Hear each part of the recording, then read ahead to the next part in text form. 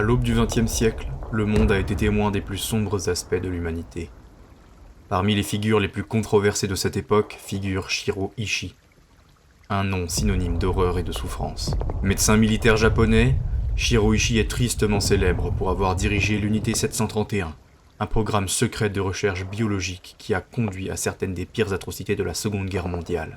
Mais qui était réellement cet homme ? Comment un médecin formé pour sauver des vies a-t-il pu devenir un bourreau impitoyable ? Cette vidéo se penche sur la vie de Shiro Ishii, ses actions et l'héritage qu'il a laissé derrière lui. Jeunesse et formation. Shiro Ishii est né le 25 juin 1892 dans le petit village de Shibayama, dans la préfecture de Chiba, au Japon.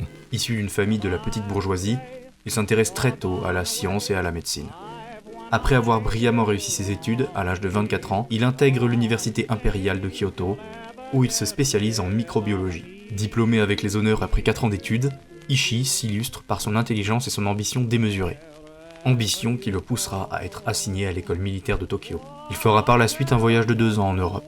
Sous la tutelle de Sadao Araki, ministre des armées à l'époque, il rejoint les services de prévention des épidémies de l'école de l'armée. Durant son passage là-bas, il inventera un filtre à eau capable d'assainir l'eau de mer. La naissance de l'unité 731. Les débuts des expérimentations de Shiro Ishii virent le jour par dépôt de mandat impérial en 1932. Après obtention de ce mandat, l'unité 731 se voit implémentée en 1936. Le Japon étant en pleine expansion militaire, Shiro Ishii persuade les autorités de la nécessité d'une unité dédiée aux armes bactériologiques et biologiques. C'est alors que l'unité 731 voit le jour en Mandchourie, sous contrôle japonais. Officiellement désignée comme une unité d'assainissement des eaux, c'est un endroit où les expérimentations humaines deviendront monnaie courante. Des hommes, des femmes, des enfants, que ce soit des guerriers ou des civils, tous vont être soumis à des expérimentations inhumaines. Les victimes des cibles inhumaines. Les principales victimes de cette unité sont des Chinois, des Coréens, des Russes, que l'on va kidnapper dans les villages environnants. Ces personnes seront considérées comme des maruta, ce qui veut dire billes, bûches, billes de bois, ce qui veut dire en fait qu'on ne les considère absolument pas. Ce ne sont que des matériels de laboratoire pour Shiro Ishii et ses compères. Les conditions de détention là-bas étaient épouvantables. Les prisonniers étaient maintenus dans des cellules froides, privés de pain et d'eau, sans aucun contact humain avant d'être soumis aux diverses expérimentations. Expérimentation biologique, la science de la mort. Shiro Ishii, obsédé par le pouvoir destructeur des armes bactériologiques et biologiques, utilisa ses victimes pour expérimenter sur des maladies infectieuses. Les maruta étaient intentionnellement exposés à des agents pathogènes tels que la peste bubonique, le choléra, l'anthrax, la dysenterie et le typhus. Les scientifiques de l'unité étudiaient ensuite les effets de ces maladies en temps réel, observant la dégradation rapide des corps, sans offrir le moindre traitement aux victimes. Les expériences étaient soigneusement documentées, progression des symptômes, souffrance endurée, temps de survie. Tout était noté avec une précision macabre. Vivisection, le corps humain comme terrain d'expérimentation. L'une des pratiques les plus terrifiantes de l'unité 731, c'était la vivisection, c'est-à-dire la dissection de personnes vivantes. Les prisonniers, souvent malades et non traités, étaient opérés sans anesthésie. Les médecins ouvraient leur corps alors qu'ils étaient là, bien réveillés sans anesthésie, simplement pour observer l'action des différentes maladies en temps réel. Ils obtenaient donc des informations différentes sur la décomposition, la nécrose des organes et des tissus, suivant les maladies. Ces vivisections étaient l'une des opérations et des études qui étaient vraiment consacrées à Shiro Ishii. Sous son œil très vigilant, il exigeait des résultats extrêmement précis pour ses recherches. Expérimentation sur les armes, les tests d'armes biologiques et chimiques. L'unité 731 ne se limitait pas aux maladies. Elle testait aussi l'efficacité des armes bactériologiques et chimiques sur ses prisonniers. Des bombes remplies de puces infectées par la peste étaient larguées sur des villages chinois, entraînant bien évidemment des épidémies dévastatrices. Des prisonniers étaient attachés à des poteaux de bois dans des champs pour tester l'efficacité de grenades et de bombes à gaz toxiques. Ces armes étaient ensuite utilisées sur le champ de bataille et créaient des ravages chez les soldats ennemis ainsi que chez les civils. Expérimentation sur la résistance humaine, le corps poussé à l'extrême. Shiro Ishii ordonna également des tests visant à déterminer les limites de la résistance humaine. Des prisonniers étaient placés dans des chambres réfrigérées pour étudier les effets des gelures. Certains, lors d'expérimentations similaires, avaient des membres plongés dans l'eau glacée jusqu'à ce que la chair devienne nécrosée.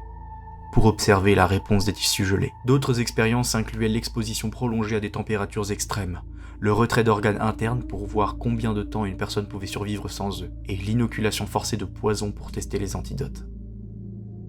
Les femmes dans l'unité, l'horreur d'être une femme prisonnière.